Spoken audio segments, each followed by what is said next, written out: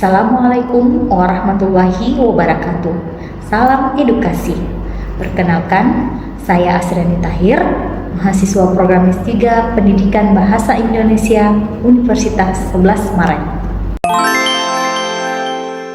Video kali ini kita akan membahas langkah-langkah menyusun instrumen penilaian efektif dalam kurikulum Merdeka. Dalam pembelajaran, penilaian dilakukan pada 3 ranah, yaitu kognitif, psikomotor, dan afektif.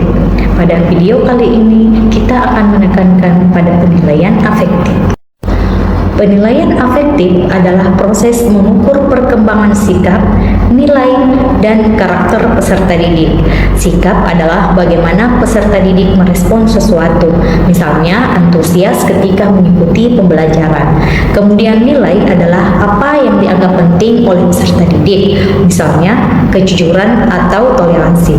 Dan terakhir adalah karakter, yaitu kepribadian peserta didik secara keseluruhan, misalnya disiplin atau bertanggung jawab. Berikut langkah-langkah yang akan kita lakukan dalam menyusun instrumen penilaian afektif berdasarkan kurikulum Merdeka.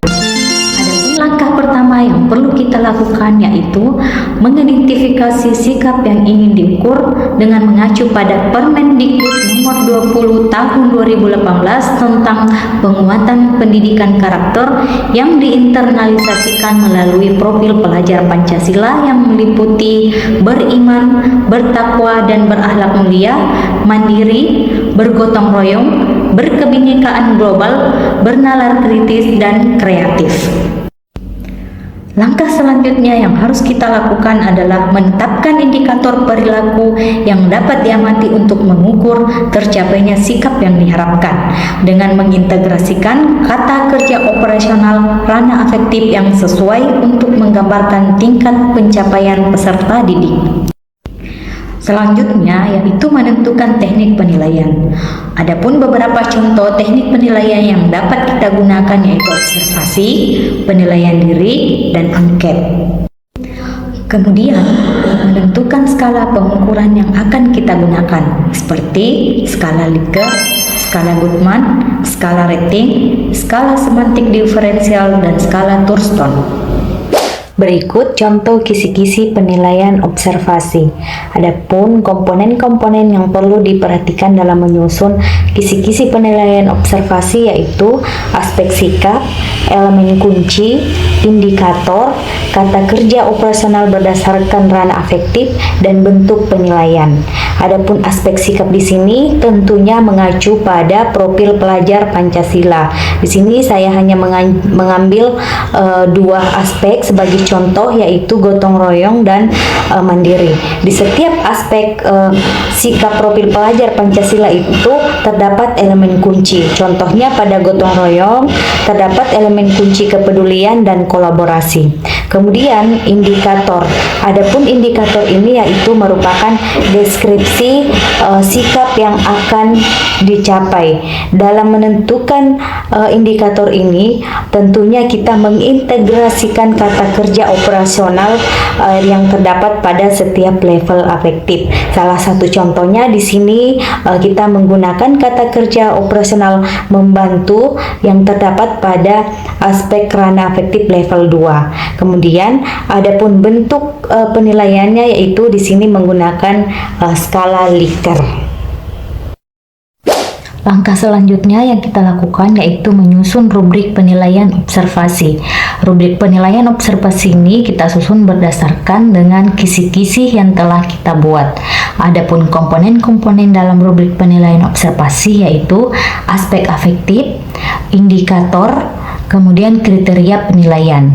Kriteria penilaian ini tentunya kita berdasarkan kepada skala penilaian yang kita gunakan yaitu skala Likert yaitu 5, 4, 3, 2, 1. Terus bagaimana cara melakukan penilaian? Di sini ada contoh keterangan. Jika 5 indikator yang muncul maka memperoleh nilai 5. Jika 4 indikator yang muncul maka memperoleh nilai 4. Jika 3 indikator yang muncul maka memperoleh nilai 3. Selanjutnya, perhitungan nilai akhir hasil observasi. Di sini kita bisa lihat rumusnya yang terdiri dari nilai akhir sama dengan skor perolehan dibagi skor maksimal dikali 100. Adapun contohnya, skor perolehan 46 dibagi skor maksimal yaitu 50, kemudian dikali 100. Nilai akhirnya adalah 92. Nilai 92 merupakan hasil penilaian bentuk kuantitatif. Kemudian nilai 92 ini akan dikonversikan ke dalam rumus kualitatif. Di sini kita dapat melihat nilai 92 terdapat pada interval berkategori sangat baik, sehingga dapat disimpulkan bahwa hasil kualitatifnya adalah sangat baik. Demikian contoh langkah-langkah dalam menyusun instrumen penilaian afektif. Semoga dapat memberikan manfaat untuk teman-teman. Terakhir, saya ucapkan terima kasih kepada Profesor Dr. Sumarwati selaku dosen pengampu mata kuliah Evaluasi Pembelajaran Bahasa dan Sastra Indonesia. Assalamualaikum warahmatullahi wabarakatuh. Salam edukasi.